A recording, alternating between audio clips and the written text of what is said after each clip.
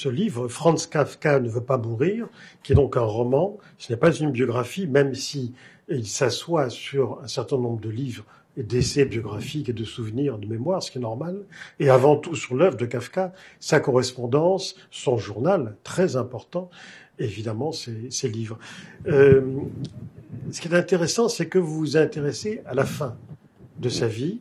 Mais évidemment, après, c'est rétroactif. On apprend beaucoup de choses sur sa vie et sur son œuvre. Mais le plus original, c'est la forme que vous lui avez donnée, la structure, à travers 3 personnages qui ont beaucoup compté pour lui. Le docteur Robert Klopstock, je ne sais pas si je le prononce bien, oui. Klopstock, qui est un futur médecin et qui est celui qui va donner de la morphine à la fin. Je crois qu'ils sont connus pendant 2 ans, 3 ans maximum. Il y a également Dora Diamant, qui est beaucoup plus connue, qui était sa compagne et qui a veillé sur lui. Et puis enfin, Otla, sa sœur. Et chacun, c'est pas un roman choral, hein, mais chacun est pris différemment et donne un petit peu sa version des derniers instants de Franz Kafka. Pourquoi vous avez choisi cette structure-là pour raconter justement, et pourquoi la fin? Et ces 3 personnages incarnent la fin de la vie de Kafka, mais revisitent l'entièreté de son existence. Et quelque part l'entièreté de son œuvre. Moi, j'ai longtemps tourné autour du personnage Kafka. Ça fait 10 ans que je veux écrire sur lui. Ça remonte même à beaucoup plus loin, puisque j'ai dédié ma thèse de médecin à Franz Kafka, Romain Gary et Stefan Zweig, et elle parlait de l'extension des cancers bronchiques en IRM. Et c'était il y a 30 ans. Donc il y a vraiment donc ces personnages m'intéressent depuis très longtemps. J'avais écrit Les Derniers Jours de Zweig et je tournais depuis 10 ans autour de Kafka sans savoir par où le prendre, en fait. Je pouvais pas m'incarner dans cette figure-là parce que c'est à la fois une intelligence absolue. Pour moi, c'est l'écrivain absolu, c'est l'écrivain universel.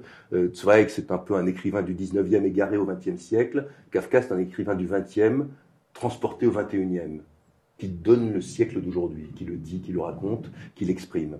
Et en effet, pour parler de lui, j'avais besoin de personnages tiers, en fait. Je ne parvenais pas à me mettre dans sa peau, comme j'avais pu me mettre dans la peau de Stefan Zweig et de sa femme. Donc ce sont 3 grands témoins, finalement. Voilà, absolument.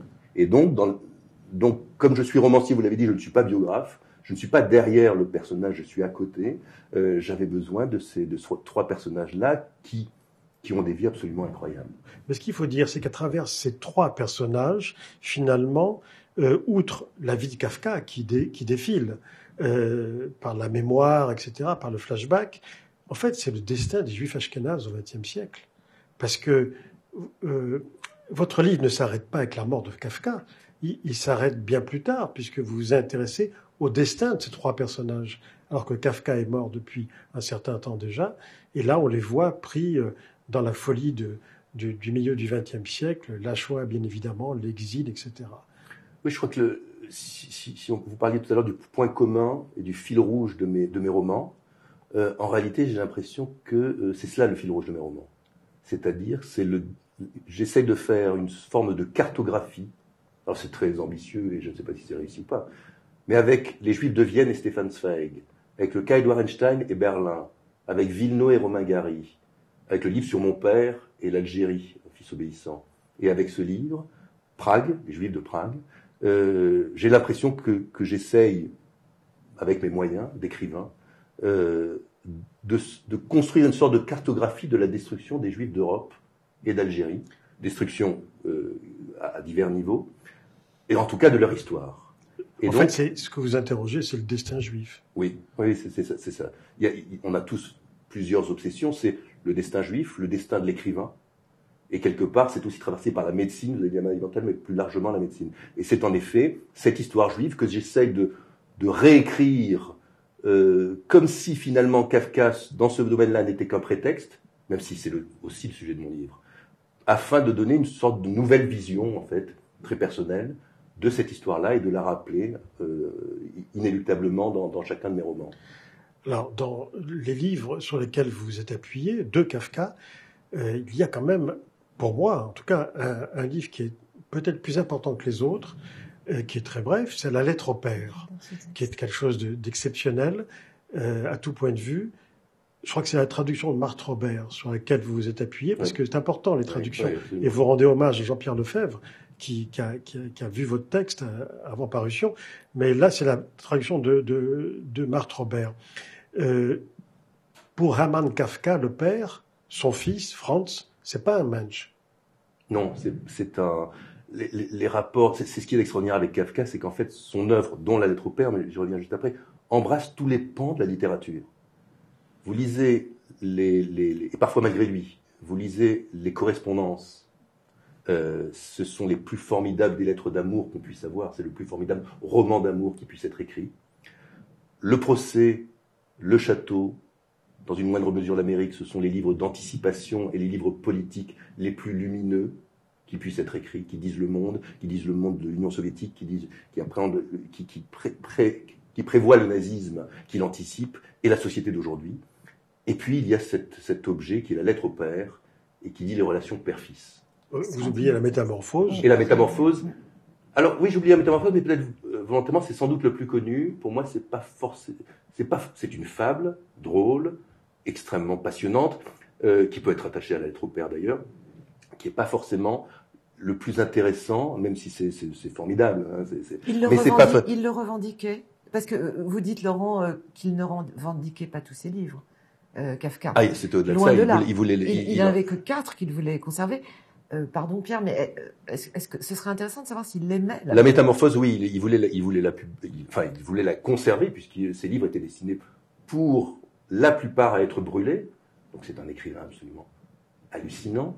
Et donc dans cette lettre au père, il y a ce qui me concerne aussi et qui est un des sujets, des 3 ou 4 sujets permanents dans mon écriture, qui sont les relations père-fils, que j'avais étudiées entre Albert Einstein et son fils, dans Le Fils obéissant, dans La légende des fils. Et puis avec un livre consacré à votre père. Voilà. Aussi. Et donc c'est un sujet qui m'obsède à 2 niveaux, en tant que fils et en tant que père. Et en effet, donc c'était intéressant de faire revivre Hermann Kafka dans des scènes, parce qu'en fait c'est un roman, donc de pouvoir assister avec cette forme d'extériorité qui est le pouvoir de l'écrivain et d'empathie pour ses personnages, qui est l'autre pouvoir du romancier, de pouvoir à nouveau avoir à table Hermann Kafka, sa femme et Franz Kafka, et de voir comment ce père écrasait ce fils et dans le même temps le porter. Oui, parce que là, c'est la victime qui remercie le bourreau de Franz par rapport à son père, c'est ça, il le remercie. Il y a un aspect masochiste. Il le remercie, mais alors, il y a une part de remerciement, c'est vrai, dans la lettre au père, il y a aussi une part d'extrême sévère condamnation. Ah oui. C'est-à-dire que le père passe en jugement. Ouais. D'ordinaire, c'est le fils qui est accusé de lettre qui n'a jamais été envoyée, il faut le préciser. Lettre que le père n'a jamais lue, et il y a d'autres scènes dans ce livre, justement, où le fils voulait que le père le lise, et c'est la mère qui a fait obstacle. C'est une triangulation qui est extrêmement intéressante, qui est formidable, qui nous ramène aussi à notre propre condition de père et de fils, c'est ça qui m'a intéressé. C'est-à-dire que, lorsqu'on lit la lettre au père, eh bien, on se perçoit, soit comme père, soit comme fils. Hermann Kafka n'était pas un monstre. Hein. C'est une forme de père juif, comme il y en a beaucoup, comme nous en avons peut-être eu, comme nous en sommes peut-être, en tout cas pour une part, insatisfait, extrêmement dirigiste, extrêmement sévère, extrêmement aimant aussi, qui a eu à faire face à ce terrible drame de voir son fils mourir avant lui. Mais c'est là qu'il est devenu aimant, j'ai l'impression. Alors ça, c'est un des sujets du livre. Moi, je ne suis pas aussi sévère à l'égard d'Hermann Kafka que ne l'est peut-être Franz dans cette lettre au père. Il lui doit aussi beaucoup, et lorsqu'on est père soi-même, on a parfois peut-être plus d'indulgence pour le père de Kafka, qui a un côté monstrueux, et j'en suis bien d'accord, parce que cette volonté que le fils marche droit, en tout cas qu'il aille dans la bonne direction, c'est Freud qui disait qu'un père juif ne peut mourir que lorsqu'il sait que c'est le destin de ses enfants, et de ses fils en particulier d'ailleurs, est assuré.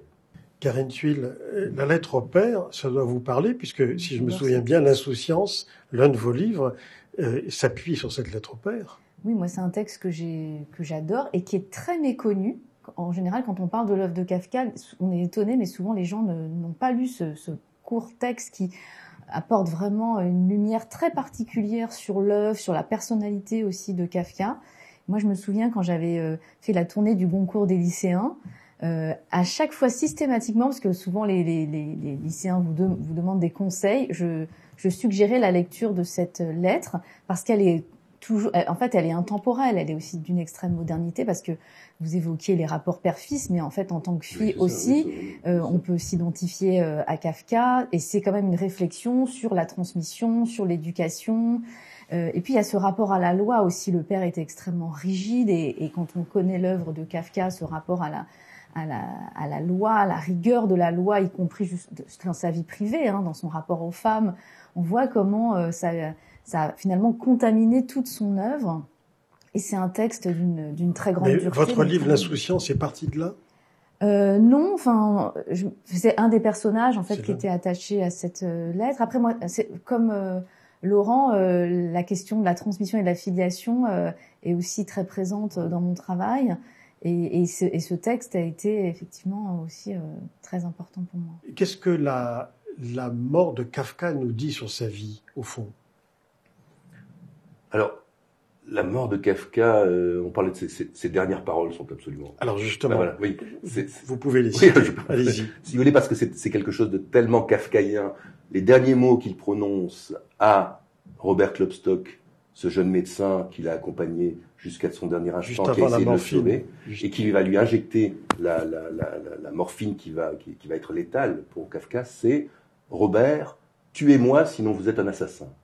Ce sont les derniers mots de Kafka.